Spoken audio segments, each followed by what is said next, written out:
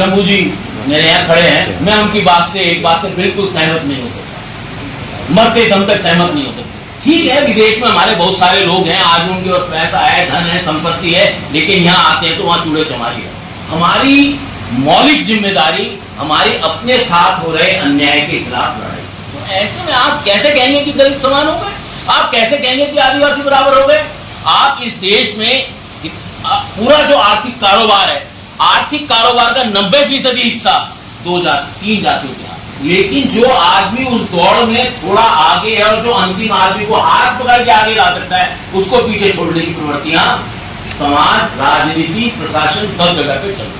और जब आप किसी चीज को राजनीति केंद्रित नजरिए से देखेंगे तो श्याम रजक तो आरजेडी में रहेंगे, संजय पासवान बीजेपी में रहेंगे, तो उनकी बीजेपी की दृष्टि रहेगी, उनकी आरजेडी की दृष्टि रहेगी, सुरेश पासवान जी की अलग दृष्टि रहेगी, कोई अगर दूसरी पार्टी जेडीयू पे रहेंगे तो जेडीयू की दृष्टि है।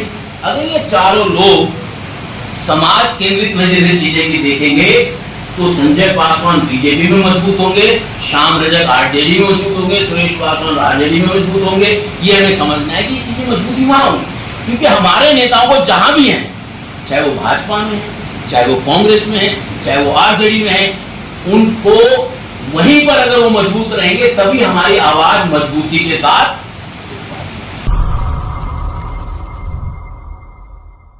कुछ बातें आपके सामने रखना चाहता हूं और मैं कुछ बातें जो देश और दुनिया में चल रही हैं, खास तौर से जिससे हमारे समाज को, दलित समाज को चिंतित और विचारवान होना चाहिए, उस पर कुछ बातें मैं आपके साथ जरूर साझा करूंगा।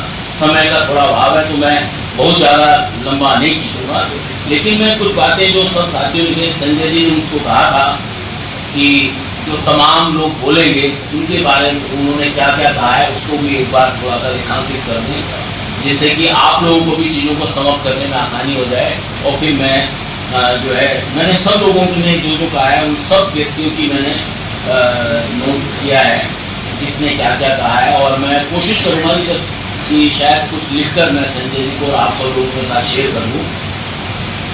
मैं शुरुआत करना चाहता हूँ यहाँ के जो सबसे वरिष्ठ साथी हैं, श्याम रजक जी सबसे अनुभवी आदमी है और राजनीति में उनका लंबा हो रहा है, और मैं नाइटोर के काम से अक्सर उनके यहाँ जाया भी करता था। तो उन्होंने कहा कि हमें कुंठा से उभरना चाहिए। मुझे लगता है कि एक बहुत बड़ी बात उन्होंने कही है जो हमारे समाज को इस बात पे केंद्रित करना चाहिए, कैसे हमारा समाज जैसे जैसे हमारे समाज में पढ़े लिखे लोगों की, सक्रिय लोगों की, सामाजिक राजनीतिक तौर पर आगे बढ़ने वाले लोगों की संख्या बढ़ रही है, वैसे ही वैसे हमारे समाज में कुंठित लोगों की संख्या भी बढ़ रही है। और कुंठित लोग जो है वो किसी भी समाज को आगे ले जाने में बहुत ज़्यादा सहयोगी नहीं होते। तो बहुत बड़ी बात उन्होंने कही और मैं उन्होंने उसके अलावा कहा कि आज हमारे सामने इज्जत का सवाल है, निश्चित तौर पर इज्जत का सवाल है। और ख़ास तौर से अगर हम देखें कि देश में जो पहले आज़ादी के समय में हमारे प्रति लोगों की बहुत दया थी, करुणा थी, प्रेम था, मोहब्बत था, हर व्यक्ति हमको बढ़ाना चाहता था, स्कूल के मास्टर साहब से लेके राजनीति में हमारे देश के प्रधानमंत्री तक दलितों को आगे बढ़ाना चाहता, वो भावना आज भी है। लेकिन इस बढ़ाने की दौर में जो हमारे कुछ लोग थोड़ा सा आगे बढ़ गए, तो जो आगे बढ़े हुए लोग थे उनसे कुछ लोगों को थोड़ी परेशानी, ये भी हमें चिंतित है। और सबसे अंतिम आदमी को आगे बढ़ाने की दौड़ में अब वो अंतिम आदमी किस दौड़ में शामिल होगा उसके बारे में बात नहीं होगी, लेकिन जो आदमी उस दौड़ में थोड़ा आगे है और जो अंतिम आदमी को हाथ पकड़ के आगे ला सकता है, उसको पीछे छोड़ने की प्रवृत्तियां समाज, राजनीति, प्रशासन सब जगह पे चल रही है। तो हमें ये समझना है कि कैसे एक सामान्य कार्यकर्ता के नाम पर जो मंझे हुए नेता हैं, हमारे समाज के मंझे हुए नेताओं को दरकिनार करने की एक प्रक्रिया भी चल रही है। हमें उसे सावधान, ये हमें समझना। ये केवल किसी एक सामाजिक संगठन की बात या किसी एक राजनीतिक संगठन की बात या किसी बौद्धिकों के वर्ग की बात एक ही नहीं है, ये सब जगह पर होता है। हमारे यहाँ भी बहुत सारे लोग ऐसे बैठे हैं जो इस चीज के, मैं सरकारी नौकरी में था, आजकल सरकारी नौकरी में आपको पता है कि हमारे यहाँ इंडियन एडमिनिस्ट्रेटिव सर्विस है, इंडियन फॉरेन सर्विस है, इंडियन पुलिस सर्विस है, और लंबे समय से, क्योंकि ये माना जाता था कि इंडियन एडमिनिस्ट्रेटिव सर्विस में जो लोग आते हैं वो उनको प्रशिक्षण इस हिसाब से होता है कि उनको प्रशासन में आगे ले जाने के लिए, क्योंकि उनको तैयारी इस बात के लिए किया जाता है कि देश की सर्वोच्च पद पर पहुंचने पे वो काम कर सके। लेकिन इस दौर में पिछले कुछ सालों में चीजें परिवर्तन हुई हैं। अब उनकी जगह को ये बात ही सही हो रहा है, कुछ IRS भी आगे आ रहे हैं, कोई RTS वाले लोग बढ़ रहे हैं। तो ये हमें समझना है कि कुछ परिवर्तन आ रहे हैं, उनको हमें चिन्हित करने की जरूरत है। तो ये श्याम रजक जी ने जो कहा था, मैं उसका, राजवंशी जी ने कहा कि हमारा ट्रेड यूनियन मूवमेंट, जमीन का मुद्दा, और उन्होंने ये बात बहुत अच्छे तरीके से चिन्हित की कि सरकारी योजनाओं को हमारे पास कैसे फायदा हो। निश्चित तौर पर हमारे समाज में कोई सरकार ऐसी नहीं है, कोई प्रशासन ऐसा नहीं है जिसमें अनुसूचित जाति जनजाति के लोग मंत्री या ओहदे पर नहीं।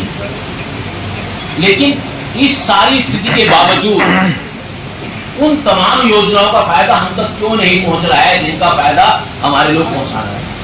ये आज हमारे सामने एक बड़ा सवाल है। शायद इसका एक बड़ा सवाल इस वजह से भी है कि क्या हम अपने आप को उस ढांचे के बीच में रख के सोच पा रहे हैं जो हम हमारे लास्ट के व्यक्ति को, जिसको आज के समय में कहा जाता है कि अंत्योदय कहा जाता है, गांधी जी के अंतिम व्यक्ति कहा जाता है, उस तक पहुंचाने की जरिया हो।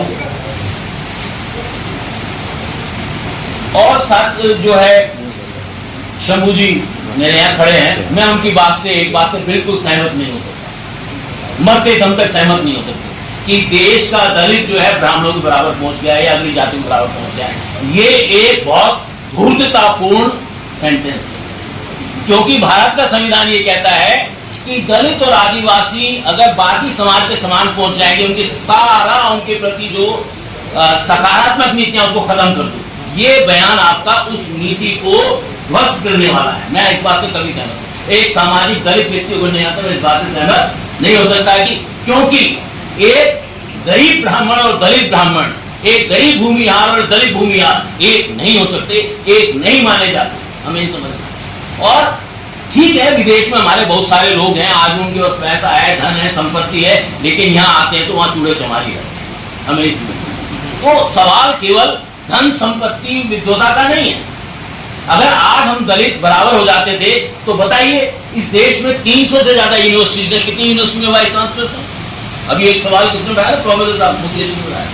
तो हमें समझना तो हम बराबर नहीं है। और इस गलतफहमी में रहना कि हमारे बहुत सारे लोग PhD हो गए, हमारे बहुत सारे लोग PhD हो गए और हम उनके बराबर नहीं। हमें ये देखना है कि सत्ता का चरित्र क्या है। सत्ता का चरित्र अभी भी दलित पक्षीय नहीं। और मैं जब सत्ता की बात कर रहा हूं, मैं किसी पॉलिटिकल पार्टी की बात नहीं कर रहा हूं, मैं सत्ता जो लोग चलाते हैं।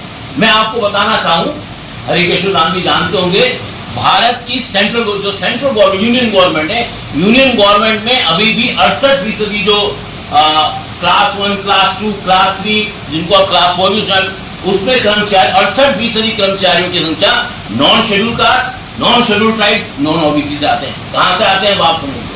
तो ऐसे में आप कैसे कहेंगे कि दलित समान हो गए? आप कैसे कहेंगे कि आदिवासी बराबर हो गए? आप इस देश में पूरा जो आर्थिक कारोबार है, आर्थिक कारोबार का 90% हिस्सा 3 जातियों के हाथ में, कैसे हम बराबर हो गए इनके? तो ये मैं समझता हूं कि, और मैं समझता हूं उन्होंने भावेश में कहा होगा, उनकी भावना अलग रही होगी, मैं उसका सम्मान करता हूं। नहीं, ग्लोबल यूनिटी मैंने कहा, ग्लोबल भी मैं बताता हूं, ग्लोबल भी आप नहीं, यूनिटी की बात करो, शेड्यूल कास्ट यूनिटी। लेकिन ये बात सच है कि जब अनुसूचित जाति जनजाति एक्ट पर जब सर्वोच्च न्यायालय का फैसला हुआ तो ये बात तय है, 2 बार दलित समुदाय की एकता ने सर्वोच्च न्यायालय को झुकाया, SC/ST एक्ट के मामले पर झुकाया, और यहां तक झुकाया कि सर्वोच्च न्यायालय को अपना फैसला बदलना पड़ा। ये हम सबकी और पूरे ग्लोबल दलित यूनिटी की जीत थी, आदिवासी की जीत थी, हमें समझ आएगा। ये केवल दूसरी बार जब संत रविदास तुगलकाबाद वाला मसला हुआ, सर्वोच्च न्यायालय ने तोड़ने का आदेश दिया, कहा हम इस मामले में कुछ नहीं सुनेंगे।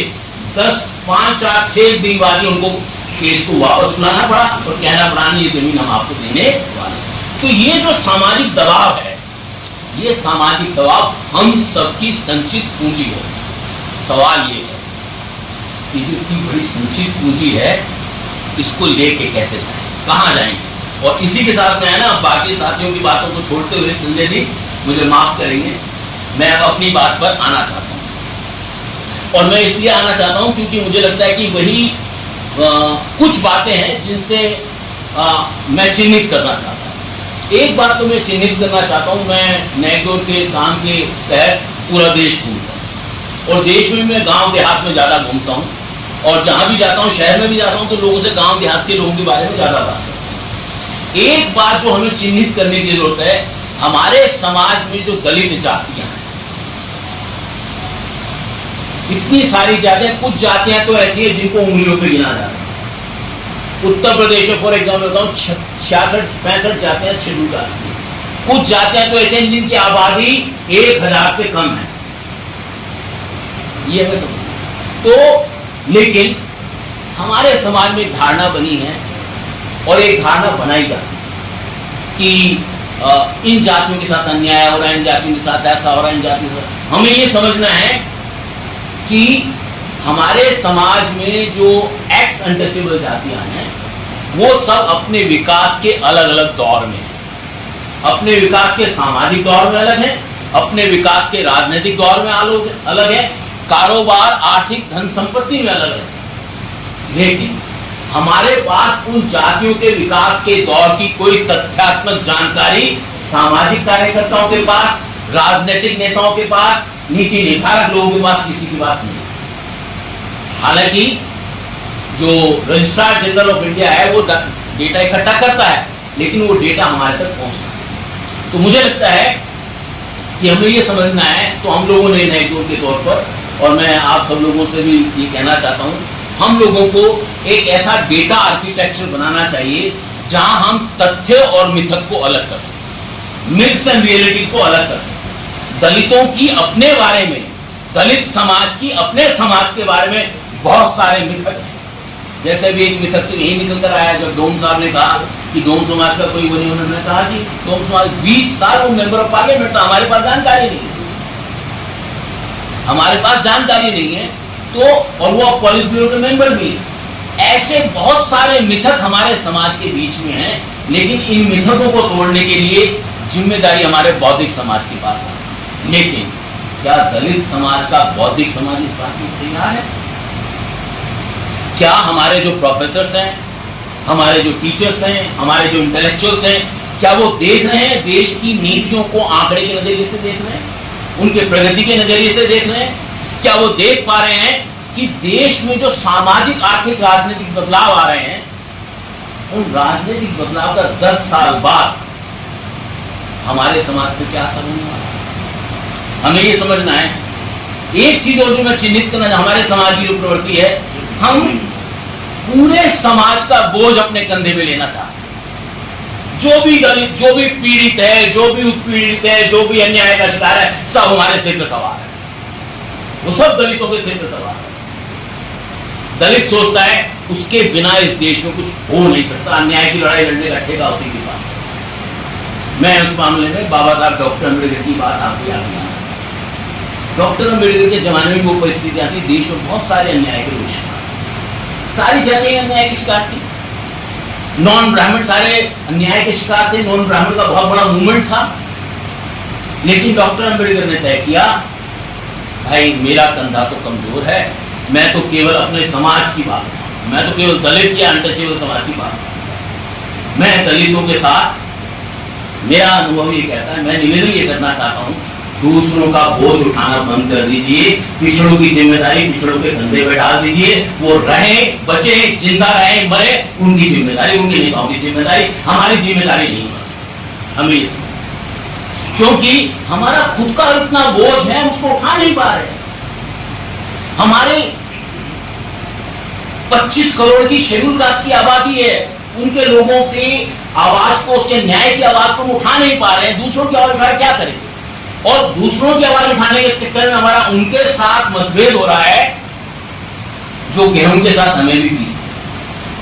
हमें बचना चाहिए इससे। तो हमें हमारे किसी के साथ अन्याय हो रहा है, हम उनके साथ खड़े हो सकते हैं, लेकिन हमारी मौलिक जिम्मेदारी हमारी अपने साथ हो रहे अन्याय के खिलाफ लड़ाई और उस अन्याय से लड़ने के तौर तरीके ढूंढने की।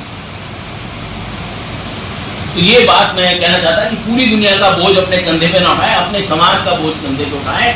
अगर उसके साथ न्याय हो जाएगा तो आप देश के 25 करोड़ लोगों के साथ न्याय करवा पाएंगे। 25 करोड़ अगर 25 करोड़ अन्याय से उबर गए तो इस देश में 50 करोड़ लोग भी अन्याय के शिकार नहीं रहेंगे, वो भी आपको देखा देखी अपने आप उबर जाएंगे। ये हमको मानना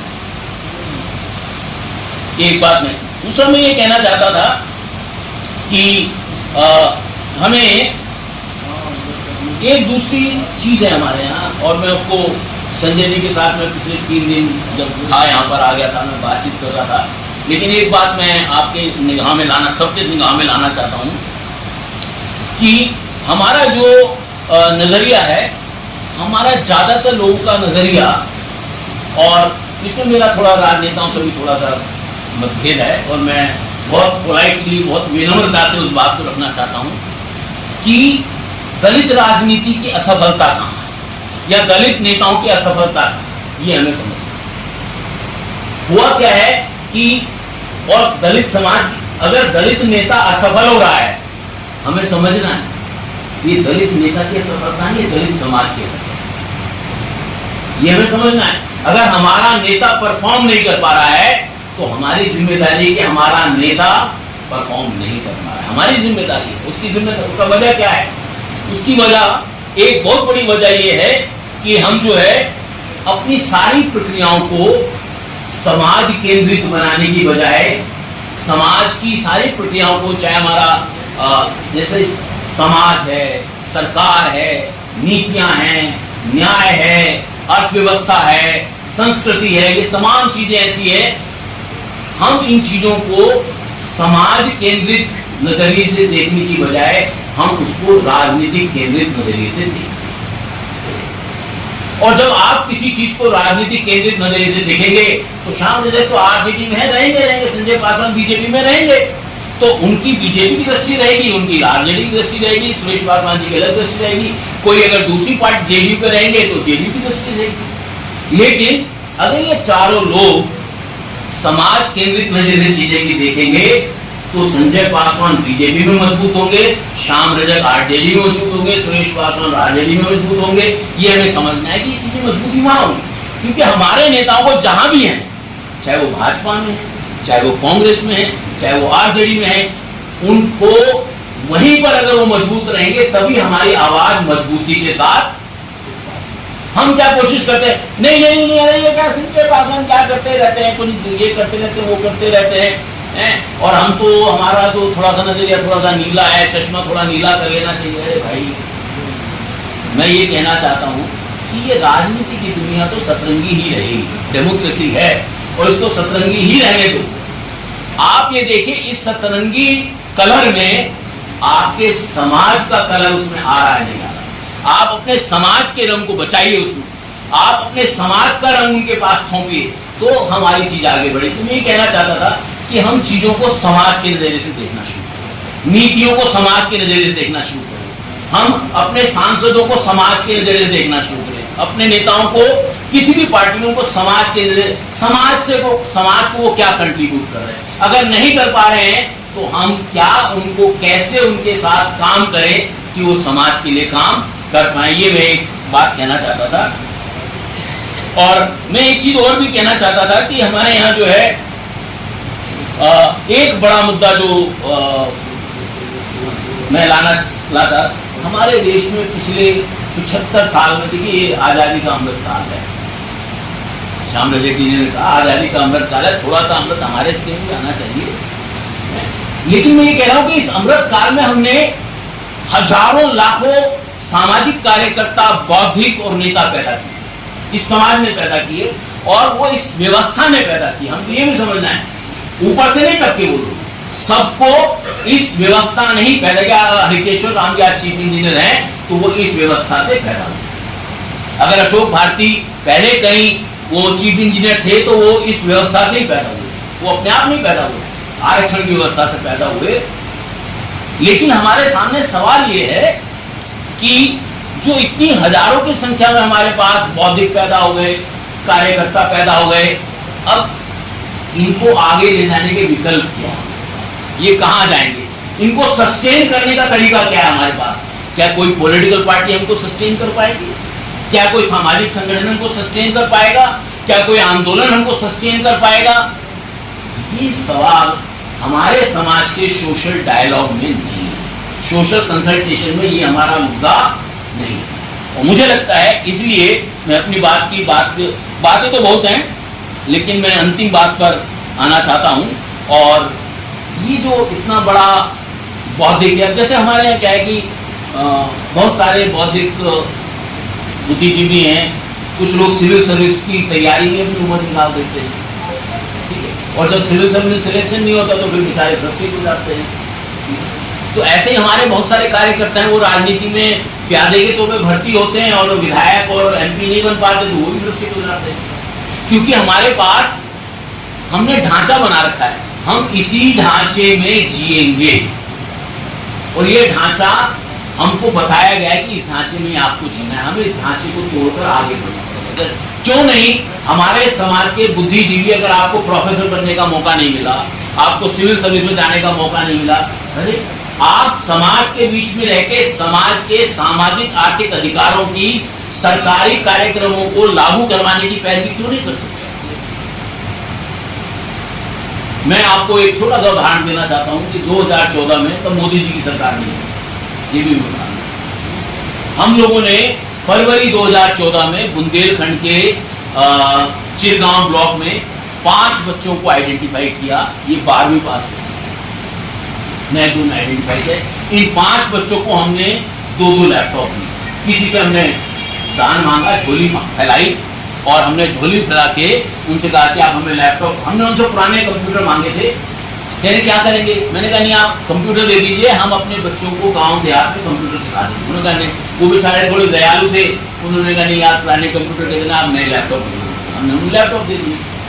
आपको यकीन नहीं होगा उन 2 लैपटॉप से क्या बड़ा सामाजिक परिवर्तन हुआ कि बुंदेलखंड में छुआछूत हो अभी भी खत्म नहीं, बराबरी नहीं आई है, अभी भी गैर बराबरी, बाकायदा बराबर है। बुंदेला साहब जो है, बुंदेला साहब, तो क्या हुआ कि ये हमारे जो दलित लड़की थी जो पढ़ाती थी बच्चों को कंप्यूटर से, तो वो अपने समाज के बच्चों को भेज के पढ़ाती थी। तो अब गांव के थोड़े से मुहाने पर कुछ बड़ी जातियों के लोग रहते थे, उनके बच्चे भी पढ़ना चाहते थे, लेकिन जाति की दीवारें कैसे आएंगे? तो अब अगर हमारी लड़की उनको प्रोत्साहित करेगी पढ़ने की तो फिर उनको जाति, उनको मारपीट उनके साथ होगी। तो अल्टीमेटली उन बच्चों ने, अपर कास्ट के बच्चों ने अपने माँ बाप को फोर्स किया, नियम दीदी के जाके कंप्यूटर पढ़ेंगे ही तो दीवार, तो प्रक्रियाएं बनेंगी तो दीवारें टूटेंगी, बातों से दीवारें। तो एक बात तो मैं कह रहा हूं कि ऐसे बहुत सारी समझ, तो डिजिटल, उसको हमने कहा कि वो डिजिटल डिवाइड जो है, मैं यहाँ डिजिटल डिवाइड क्या है कि अब सरकार ने 2014 के बाद 2015 में डिजिटल इंडिया डिक्लेयर कर दिया। पूरा देश शंभू जी के चैनल को दिख रहा है, ये सब डिजिटल इंडिया का कमाल है, या आपका मेरा कमाल नहीं, सब डिजिटल इंडिया का कमाल है नहीं शंभू जी? डिजिटल इंडिया का कमाल है क्योंकि हर आदमी में स्मार्टफोन चला गया, हर आदमी के पास खबरें जाने का वो हो गया। लेकिन सरकार ने तो डिजिटल इंडिया कर दिया, लेकिन गांव में जो दलित है, गांव में जो आदिवासी है, गांव में जो कमजोर आदमी है, वो यहाँ अशोक जी बैठे थे, हमारे मित्र जिन्होंने मेरे लिए कमरा बुक कराया है, उनके पास अभी भी जो मोबाइल है वो 2G वाला है। तो गांव देहात में तो बहुत सारे लोग ऐसे उनके पास 2G वाला मोबाइल भी नहीं होगा। तो सरकार की जो योजनाएं हैं जो आज बाकायदा केवल ऑनलाइन जरिए से प्राप्त होती हैं, अब गांव में लैपटॉप कंप्यूटर है ही नहीं तो वो कैसे एक्सेस करेगा? उसको तो ब्लॉक में जाना पड़ेगा या जहां कंप्यूटर वाला हो वहां जाना पड़ेगा। ये अपॉर्चुनिटी, जो नई अपॉर्चुनिटी क्रिएट हो रही है, हमारे समाज के लोग इसको देखते हैं, देख नहीं पाते। तो भविष्य में अगर हमारी निगाह नहीं रहेगी, अभी जैसे निजी क्षेत्र की अभी बात, कोई साथी बात कर रहे थे, निजी क्षेत्र पे बात कर रहे थे, आप ही बात कर रहे थे ना, प्रोफेसर साहब मुकेश जी बात कर रहे थे निजीकरण आरक्षण खा रहा है। मैं ये कह रहा हूं कि हम आरक्षण के दायरे से बाहर जाके क्यों नहीं सोच रहे हैं? हम क्योंकि वो हमारे लिए इजी गेम कहते हैं ना, उसको क्या कहते हैं, उसको इजी गेम बन गया, आसानी से प्राप्त करने वाला बन गया है। लेकिन हमें समझना है कि पूरी दुनिया में अब ब्यूरोक्रेसी, और ये मैं क्योंकि मैं ऑस्ट्रेलिया में 4 साल था, करीब 50-55 देश में रहा हूं, देखा हूं, घूमा हूं, फिरा हूं, सारी दुनिया में ब्यूरोक्रेसी केवल टॉप क्लास के जो लोग हैं वही ब्यूरोक्रेसी चलाते हैं। वहां कोई चपरासी नहीं मिलेगा, कोई क्लर्क नहीं मिलेगा, कोई सेकंड क्लास ऑफिसर नहीं मिलेगा। आप माने ना माने, केवल ऊपर के लोग रह जाएंगे। अच्छा, ऊपर के लोग रह जाएंगे तो कितने लोग हमारे जा पाएंगे? बाकी काम कौन करेगा? बाकी सारा का सारा काम आउटसोर्स हो जाएगा। मैंने बहुत सारे सफाई कर्मचारी, मेरे बहुत सारे दोस्त हैं। मेरी तो बहन वाल्मीकि सफाई कर्मचारी परिवार में ब्याही थी और उसकी वजह से हमने बहुत बायकॉट भी झेला। लेकिन वो हमारा माइंडसेट बना हुआ है कि हमें कॉर्पोरेशन की नौकरी चाहिए।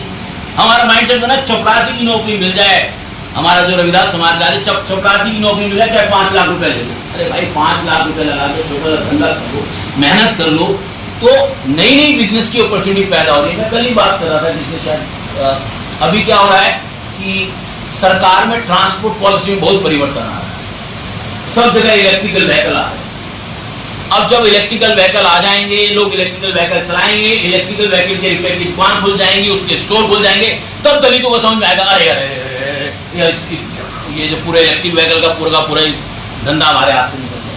हमें समझना है, हमें अपनी फौरी परिस्थितियों को छोड़ के थोड़ा आगे भी देखने की आदत डालनी है। तो मैं जो अंत में कहना चाहता था, मैं ये कहना चाहता था, तो केवल आरक्षण विकल्प नहीं है। आरक्षण ने हमारी ऊर्जा को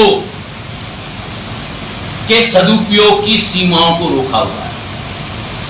हम उस आरक्षण के दायरे से बाहर ना निकल के बहुत सारी संभावनाएं जो पैदा हो रही है।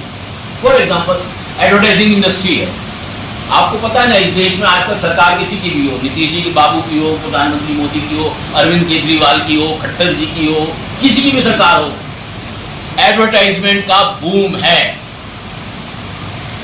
आप बताइए, एडवर्टाइजमेंट में हमारे लोग क्यों नहीं जा रहे हैं? क्या हमारे बच्चों को लिखना पढ़ना नहीं आता है? मेरा बेटा है, उसने बीए जर्नलिज्म किया। मैं थोड़ा सा पर्सनल स्टोरी मैं बताना नहीं चाहता, लेकिन मैं सोचा कि ये थोड़ा शायद अच्छा। बीए मास कम्युनिकेशन जर्नलिज्म किया, तो हमने मालूम किया जो उसने बीए फर्स्ट ईयर कर लिया कि भाई अगर ये ग्रेजुएशन कर लेगा तो कहाँ जाएगा। तो पता लगा कि दैनिक जागरण, अमर उजाला जैसे लोग 15-15 हज़ार रुपए में जर्नलिस्ट को रिक्रूट करते हैं। ऐसे ही ना, अब बढ़ गई, अब स्थिति अच्छी हो गई, अब बढ़ गई, लेकिन 20 हो गई होगी, 25 हो गई होगी। तो ये मैंने पूछा था, तो IIMC के लोगों का पूछा था, उनके बारे में बताया कि 15-20 हज़ार पे रिक्रूट करते हैं। मैं आपको बता दूं, लेकिन वक्त के साथ उनकी चीजें बदलती हैं। लेकिन 15-20 हज़ार, मैंने कहा 15-20 हज़ार रुपए में अगर कोई व्यक्ति रिक्रूट होगा तो कैसे काम करेगा? मैंने अपने बेटे को कहा, मैंने तो कैसे गुजारा करेगा? तो उसने कहा अच्छा ठीक है।